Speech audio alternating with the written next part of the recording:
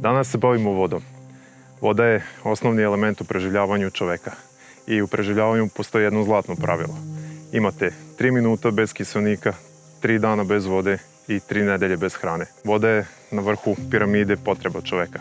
I ta potreba se menja u zavisnosti od okolnosti u kojima se nalazi. Koliko je čovek aktivan, koje je godišnje doba i tako dalje. Danas se bavimo metodama kako da pronađete vodu u prirodi, kako da je prečistite i kako da je sačuvate. Hajde da vidimo. Voda ima samo tendenciju da nalazi tačku koja je najniža. Ukoliko se nalazite na planini, veoma verovatno je da ćete vidjeti ovakve useke poput ovog ovde i uvek će se voda kretati nizbrdo. Ovo je jedan od indikatora na koji možete da nađete vodu u prirodi. Samo morate da obratite pažnju da ovakve stvari veoma često nećete moći da vidite ukoliko je bujna vegetacija sa veće daljine. Odnosno, veoma verovatno da ćete vidjeti ovo svega par metara pre nego što dođete do ovakvog dela i do ovakve doline. Sa druge strane, to jeste jedan od najboljih indikatora blizine vode. To je gustina vegetacije. Uvijek ćete naći najzelenije biljke u blizini vode. I također, postojanje mahovine je dobar indikator da se voda nalazi u blizini. Ona crpi vlagu sa stena i sa kamenja i ako znate da negde postoji mahovina, to je veoma dobar indikator da se voda nalazi u blizini. I naravno, životinje. One su vam najbolji indikator da se voda nalazi u blizini, jer kao i ljudi, i njima je potrebna voda. Životinje možete da pratite tako što, na primjer, ujutro, u svitanje, ptice će se uvek okupljati tamo gde se nalaze izvori vode, jer to je vreme kada one piju vodu. Tako da ukoliko pratite jata ptica, možete da pronađete vodu. Isto tako razne druge životinje i ne moraju samo da budu ove velike, već veoma verovatno da će vam pokazati put neke sitnije životinje poput zmija, ježeva ili ostalih životinja. Uvijek kada čujete da se one nalaze u blizini, a čućete zato što prolaze kroz suvo lišće ili kroz grane, možete da pratite njihovu putanju i da vidite gde se voda nalazi. Također, ukoliko se krećete, jedan od načina kojih možete da nađete vodu jeste tako što ćete da slušate gde se voda čuje. U patroli je osnovno načelo da se stane, gleda, sluša i miriše. Na drugom koraku možete da čujete vodu ukoliko nemate vizualnu potvrdu da se ona nalazi u blizini. To je jedna od stvari na koju treba da obratite pažnju kada se krećete u patroli po terenu. Sad, pitanje je kakvu vodu ne piti. Postoji nekoliko indikatora koji vam govore da vodu ne treba da pijete sa tog određenog mesta. Ako naiđete na baru ili potok koji veoma sporo teče, to nije mesto na kom treba da pijete vodu. Alternativno možete ukoliko imate sredstva za prečišćavanje vode.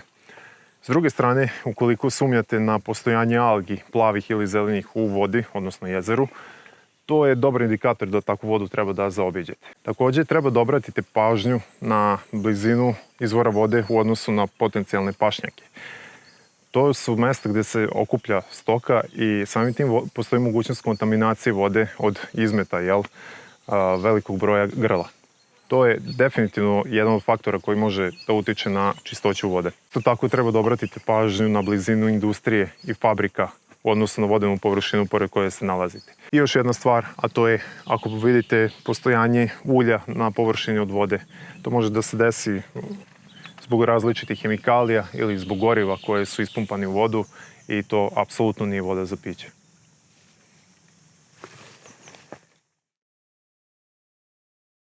Jedna od metoda sa kojom možete da prikupite vodu, ukoliko nemate ni jedna druga sredstva, jeste da uzmete kesu i da obložite lišće, odnosno zelenilu koju imate u blizini sa kesom. Na taj način kondenzacija koja će se stvoriti pod dejstvom sunca će se akumulirati u kesi i kroz neki duži period ćete imati vodu koju možete slobodno da pijete.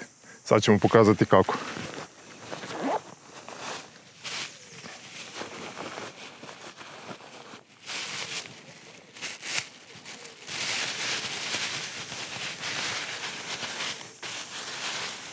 Na kraju bitno je da zatvorite da ima što manje kiselnika, odnosno vazduha u kesi. Idealno je ako možete sa nečim da zalepite, ali ako ne možete, možete i sa samom kesom. Znači bitno je da ona nije nigde probušena i da ima što manje vazduha pri ulasku, pri gornjem delu kese. Jedna stvar na koju treba da obratite pažnju jeste to što je ovo vidljiv metod. I u situacijama koje vam ne dozvoljavaju da budete vidljivi, treba da obratite pažnju na to, s obzirom da veoma je upečatljivo imati belu kesu ili providnu kesu, pogotovo ako vas neko posmatra iz drona. Tako da obratite pažnju na to. Koliko se nađete pored vode i želite da je filtrirate jer sumnjate u njenu ispravnost, možete da napravite improvizovani filter. Veoma je verovatno da ste poneli neku flašu sa sobom, plastičnu flašu, ali u slučaju da niste, nažalost, veoma verovatno da ćete lako naći u prirodi. Tako da potrebno je da uzmete jednu flašu i da isečete.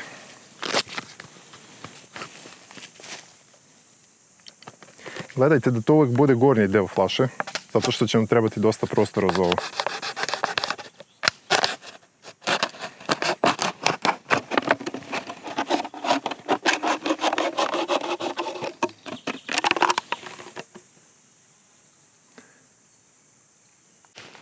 Prvi sloj kojim treba da napunite vaš improvizovani filter treba da bude od komada tekstila ako imate na sebi ili od mahovine.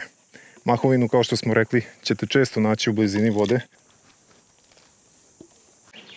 tako da to vam neće biti problem.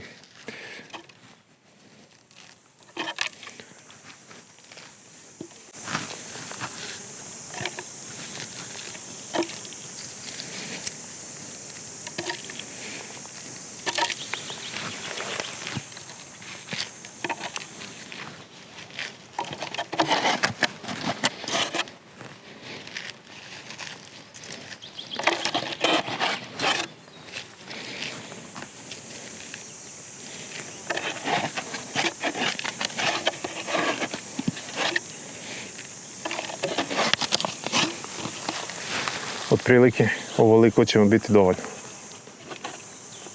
Sljedeći sloj jeste sitan pesak. U nedostatku peska možete se koristiti sitnim kamenjem. Bitno je samo da je ono što manje granulacije, odnosno da je sa što manjim komadićima.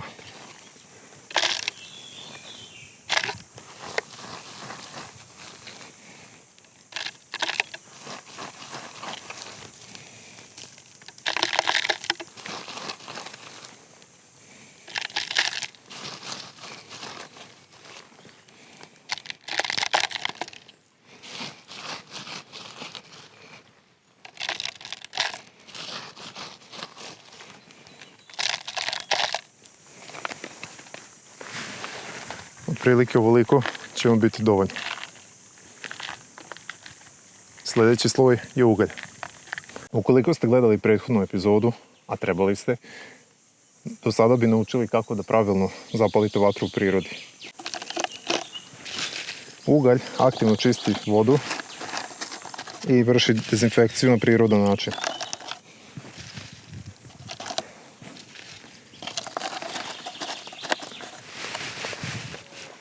Ovo će nam biti dovoljno. I za kraj, odnosno na vrh vašeg filtera, treba da stavite kamenje.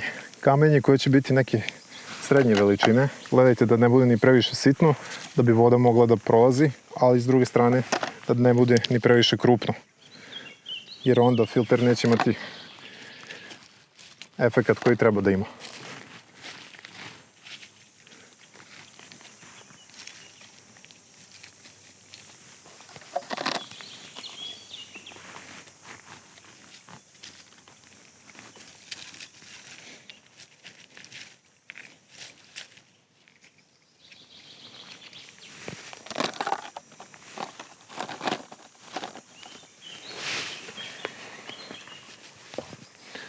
Otprilike ovoliko će vam biti dosta.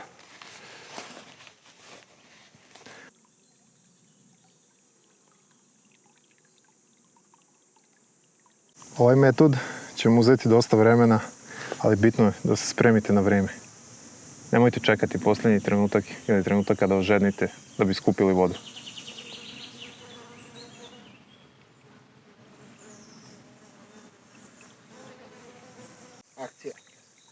Sljedeća metoda koju ćemo da koristimo jesu tablete za prečišćavanje vode.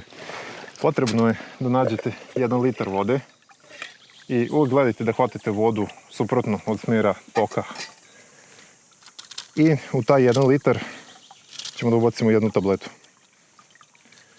Nakon pola sata voda će biti dekontaminirana.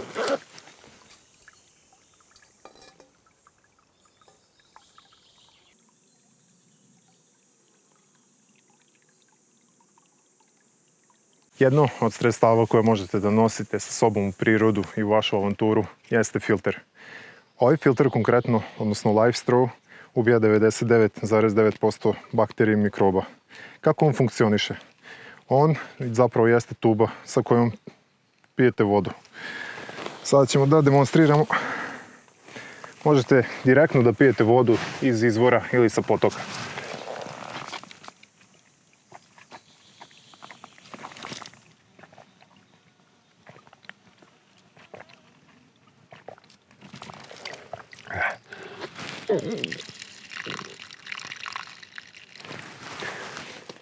Voda zaista ima dobar ukus, ali ono što je bitno jeste da ga ispraznite nakon upotrebe, odnosno da gurate vodu u suprotnom smjeru.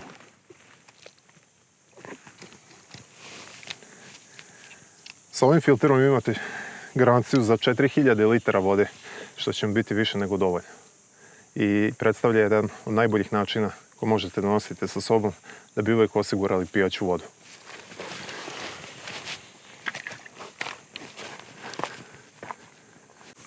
Posle 30 minuta tableta je učinila svoje i sada možete da pijete dezinfikovanu vodu. Međutim, ono što trebate da uradite jeste da očistite ovu mehaničku prljavštinu pre nego što ubacite u flašu.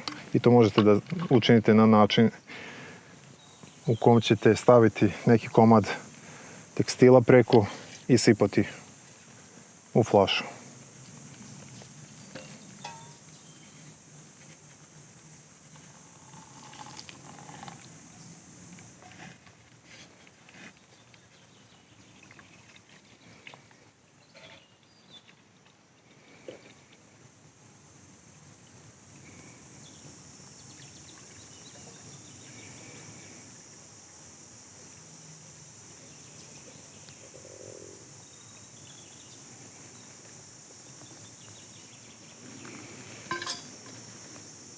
Što vidite, prljavština je ostala, a unutra imamo čistu vodu.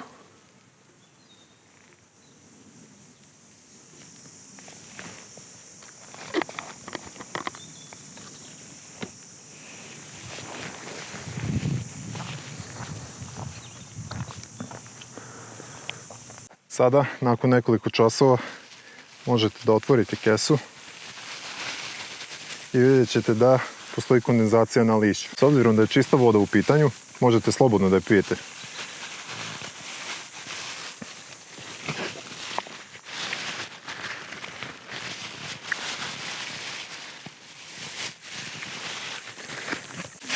Ovo je ekstremna metoda koju zaista treba da koristite samo u najgorim situacijama.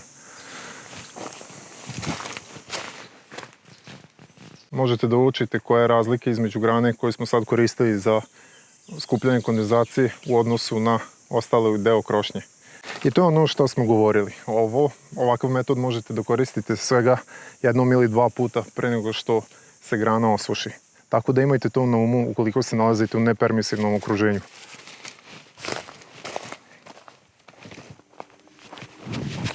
Za kraj da sumiramo sve što smo danas naučili, a to je da nikad ne pijete vodu iz izvora za koje prethodno niste sigurni da je bezbedna. I bitno je da napomenemo da za sve metode koje smo danas prošli važi isto pravilo. Voda je najbolja ako je prokuvana 5 do 10 minuta. Također, veoma je bitno da vodite računa o dehidraciji. Simptomi dehidracije jesu suva usta, vrtoglavica i tamno-brown mokraća. To su simptomi koji možete da obratite pažnju pre nego što ona zaista nastupi. I veoma je bitno da znate da voda ide uvek pre hrane u uslovima preživljavanja. Također, ne zaboravite da vodu ne pijete ako ne unosite so. Ukoliko niste u mogućnosti da ponesete samostalno fiziološki rastvor, vi možete kod kuće da ga napravite. Potrebno je da na 1 litar vode ubacite 1 kašičicu soli i 6 kašičica šećera. Gledali ste još jednu epizodu Operativnih građana. Vidimo se u sljedećoj.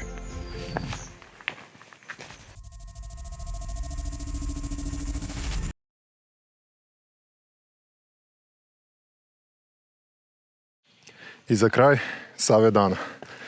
Nosite svoje smeće sa sobom. Ili još bolje, nosite kesu za smeće sa sobom. Nemojte da vam bude teško da odnesete stvari koje ste doneli u prirodu. Imamo samo jednu Srbiju. Vidimo se u sljedećoj epizodi.